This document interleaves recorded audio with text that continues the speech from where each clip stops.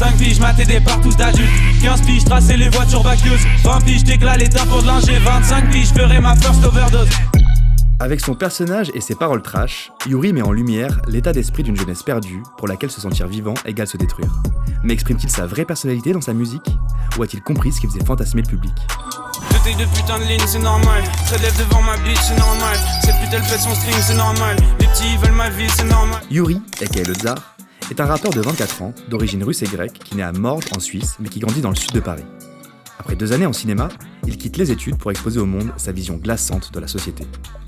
En 3 ans, il a sorti plus de 5 projets, tous signés chez Citizen Kane, un label monté par les membres de son entourage.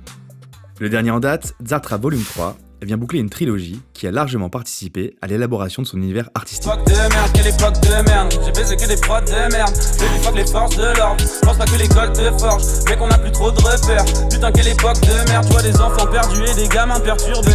Dans ses textes, Yuri expose un monde profondément dur et injuste. Face à un système qui l'oppresse, il a une attitude presque punk, entre violence, cynisme et désintérêt total. Ne voyant aucun espoir dans le futur, il préfère se détruire lui-même avant que le monde ne le fasse. Et pour ça, il a trouvé une arme de choix. Drugs. Comment tu dis? Chaque jour fume des pets, je fais qu'effriter. J'ai dit défoncer, ouais on le fait sans cesse. Je fais que mon s'effonce vers les enfers. En rivalisant de punchlines les plus hardcore les unes que les autres, on sent bien que le rappeur cherche d'abord à choquer et perturber son public. Mais ce qui est étonnant et presque touchant chez Yuri, c'est ce contraste entre les excès qu'il décrit et le caractère presque enfantin de son personnage, qu'il met en avant à plusieurs reprises. Ça va pas du tout. Je veux pas conduire, je suis un enfant. Maman, je t'ai fait vivre un enfer. Enfin, t'as plus à t'en faire. J'ai de l'énergie dans mes refrains. Je mets de l'énergie dans mes refrains. Dans ces morceaux, on retrouve souvent un mot ou une suite de mots répétés en boucle, en boucle, en boucle. Non, je vais pas me la péter. J'aime bien me répéter. Dans Pharma par exemple, il répète 52 fois Pharma. Dans Vivant, il assène 12 fois la même phrase avant même que le son commence. Prends la confiance, je me sens tellement vivant. Prends la confiance, je me sens tellement vivant. Prends la confiance, je me sens tellement vivant. Prends la confiance, je me sens tellement vivant. Prends la confiance, je me sens tellement vivant. Prends la confiance, je me sens tellement vivant. Prends la confiance, je me sens tellement vivant. Et c'est encore pire pour ses gimmicks.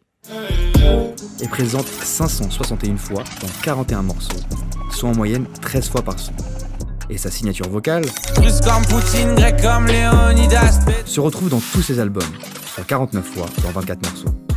L'artiste utilise cette technique, le martèlement de mots et de phrases, pour renforcer son univers et créer une forme d'abrutissement et d'hypnose par la musique. On va contacter votre inconscient, ne vous inquiétez pas, ça va bien se passer.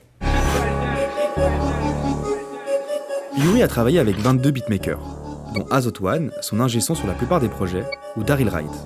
À eux deux, les beatmakers sont à l'origine de 11 des 14 titres de Zartra 3. Il a également sorti en 2016, en collaboration avec DJ Widim, une mixtape nommée Tsar Bomba, avec une pochette qui donne le ton dès le départ. j'ai la wax, dans ma doudoune, c'est la base. Si l'on analyse ces prods, les morceaux de Yuri peuvent se diviser en 3 grandes catégories. On retrouve des instrus planantes et mélancoliques, avec des sonorités acoustiques autour de 120-130 BPM, comme Drogue, Lala, Imen ou Ça va finir.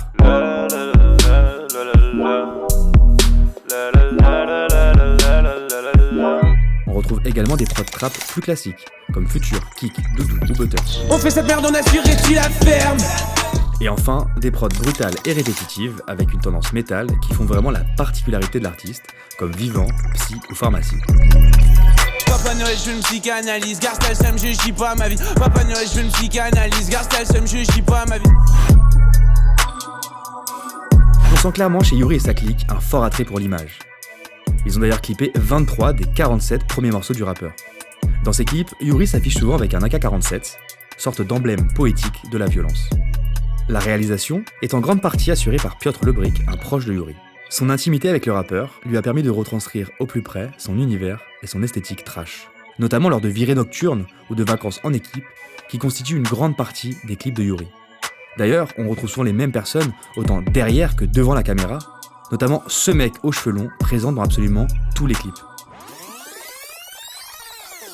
En montrant ce qui semblait être de vrais moments de délire avec son équipe, Yuri alterne entre fiction et documentaire à l'image, brouillant encore davantage la frontière entre lui et son personnage. Yuri est un artiste intéressant dans ses contrastes, mais décrit-il son vrai mode de vie ou donne-t-il à un public friand de rap hardcore et dépressif ce qu'il veut entendre ? Le rappeur joue sur cette mince frontière. Mais certains indices laissent à penser qu'il a créé ce personnage torturé, comme sa personnalité très calme en interview, ou bien encore cette phrase. Si j'étais vrai, ouais, on m'enfermerait. Si j'étais vrai, ouais, on m'enfermerait. Mais vu la personnalité qu'il décrit, c'est presque rassurant de penser que tout ça n'est qu'une fiction. La richesse de la proposition artistique dans le rap ne se limite plus à une écriture authentique ou sincère, mais englobe aussi la création d'un personnage et d'un univers fort et cohérent, même s'il est fictionnel.